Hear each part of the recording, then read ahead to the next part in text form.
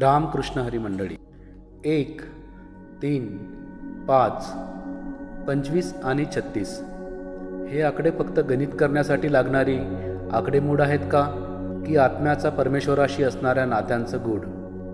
हरी म्हणजे नक्की कोण?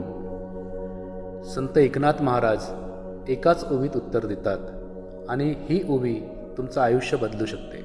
1, 3, 5 मेळा 25चा 36 तत्वांचा मूळ हरी.